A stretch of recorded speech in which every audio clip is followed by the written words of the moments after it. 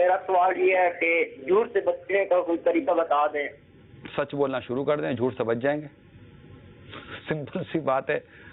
جھوٹ نہ بولیں، سچ بولیں، اللہ پر بھروسہ کریں. ایک جملہ کہہ دیتا ہوں، سانچ کو آنچ نہیں. جو سچ ہے یہ ہارتا نہیں ہے، یہ یاد رکھیے گا.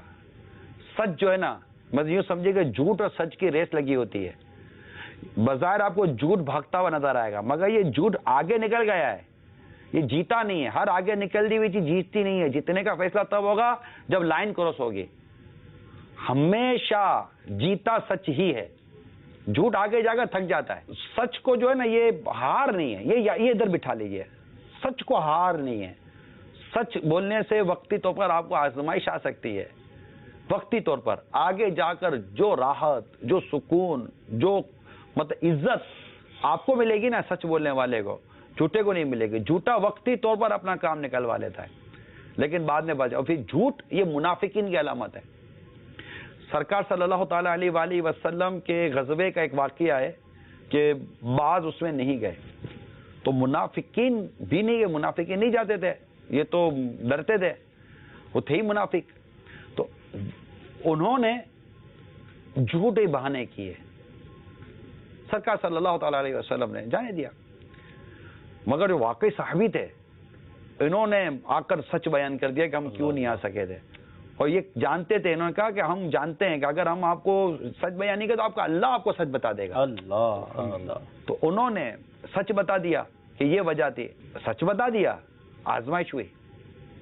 ان کے لیے باقاعدہ ایک عرصے تک آزمائش رہی، کئی ماہ تک آزمائش رہی. بات چیت بند ہوئی، صحابہ کرام نے بات چیت بند کی، گھر میں علیحدگی ہوئی، بہت کچھ ہوا. اتنا کچھ ہوا کہ میں آپ کو بیان نہیں کر سکتا. بہت طویل حدیث ہے، بڑی جامع معنی سبق آموز اور رقت انگیز حدیث ہے.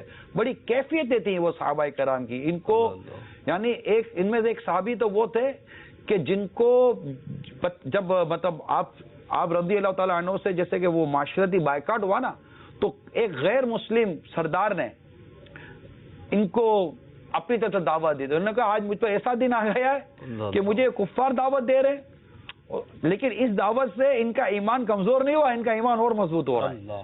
یہ کیفیت. خیر ایک عرصے تک آزمائش رہی.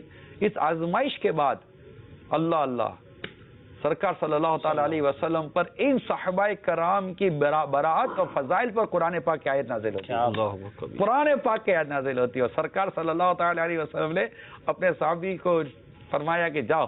اور وہ دورے آئے اور وہ جو جن کے لیے یہ سارا جن کے لیے ہو رہے تھے وہ چھت پر عبادت کر رہے تھے، اور دور سے دیکھا، ان کے پاس جو کپڑا تھا وہ دے دیا اور بارگاہ رسالت میں حاضر ہو کر عرض کرنے لگے آقا اللہ تعالیٰ کی طرف سے.